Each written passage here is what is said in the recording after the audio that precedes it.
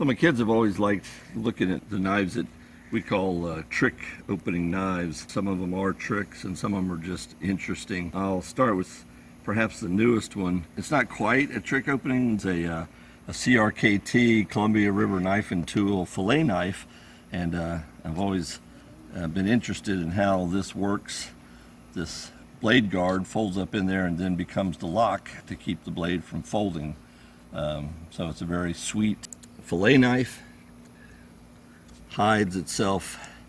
You get a nice long blade and a workable handle, and you still protect the blade. Not necessarily a trick, but it is kind of fun. This one is a trick. This also is from Columbia River Knife and Tool. It's called a glide lock, and you see the blade is folded down in there, and there's no obvious way to get it out. And what you have to do is slide the bolster forward, rotate it, and put it back in place, and now it is locked in place because of the way this bolster sits. It locks the blade open. That's just a sweet little knife. I used that as an everyday carry for a while. Really enjoyed that, and works as a one-handed opening knife. Not bad at all. I love the design. I just love that shape. Just before I'd gotten this one, got that as a Christmas present.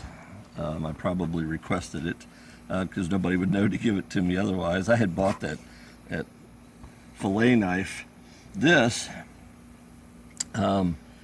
is a remake of an old knife from the 80s that I believe Benchmade originally had it. And well, I'll explain. Let me show you how it works. This knife, the way the blade opens is you push this forward, you push it down, push it forward, and it locks in place. That also is a Columbia River Knife and Tool. And its license name is Rollock. And I remember back in the 80s, maybe even the late 70s, I think it was Benchmade had this Rollock, and Viper was the name of one of them. And I so wanted one of those, but they were very expensive for my position in life. And when CRKT came out with this, had the license to use that and came out in an affordable model, I just had to have one of those. It unlocks. It's got the reverse of a back lock. It's got a belly lock, I guess you'd call it. You push that in, you lift and slide that, and then it drops into place. I will say, I bought this when I saw that one. I had to have that.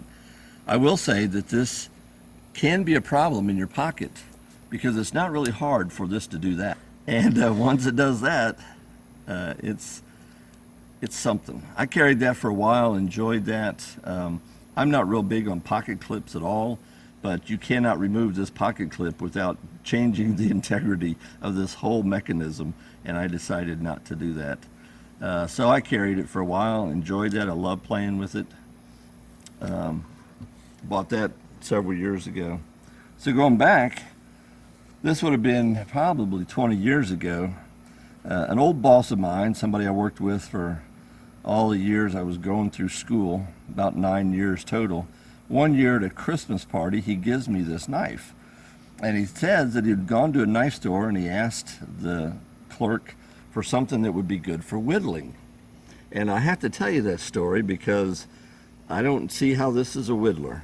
But this is one of the coolest knives I own. It's nothing fancy. I'll show you that it's by Frost Cutlery, which is one of the catalog knife companies. That's what I call them. But there's no obvious way to get this blade out of there, but it works like this. You slide this handle scale around, you slide it down into here, and you now have a locked blade. There is nowhere for that blade to go. Frost Cutlery made that. Again, this is back from probably easily 20, maybe even 22, 23 years ago. And I don't know how that's considered a whittler. I don't know what the guy sold my boss, but I love that knife. I love the trick. And so it was always fun to hand that to somebody and and tell them to open the knife. They figure it out eventually because there's a little space that doesn't quite make sense, and once something moves, then you realize it's got to keep moving. That's a lot of fun. This one I want to show you is something that's actually a belt buckle that I bought my dad for a Christmas present easily 40 years ago. And the only reason I've got it in the trick knives, it's a belt buckle. It's made by Gerber. And this was back in the 80s. You have to know that you wouldn't want to be wearing this today, but it's a belt buckle. And you slide this down and you have a knife. And Gerber made it. It was called Touche, and it fits in there, pops into place, and it's locked. The original trick knife, I found this in the dirt on the street that I lived in as a kid. I probably was no more than 10 or 12 years old, if that. And I found this laying in the dirt, packed with dirt. I looked at that and looked at that, and I tried forever to figure out how to open that blade. I'm pretty sure I took a pair of pliers and tried to pull that blade. I washed it and worked on it, trying to think that it was packed with crud, and somehow, I don't know exactly what I did, but this is a true trick knife. The way you open it is you have to have it with the point of the blade as it's folded facing up. You push in order to release a spring, and it pops out. And then when you open it, there is a little hook right here, and inside the liners there is a little bar that moves back and forth and locks this in place. And so by the same token, and you have to have it in a certain position to open it, you have to have it tipped down and push it into place to get that bar, and it's not wanting to work here. It's a very old knife. I don't know how old it is, but if you get it, when it was working well, when I first got it, I could do this and it would pop open, and I could flip it over and do this and it would lock closed, and it would all happen that fast. The original trick knife.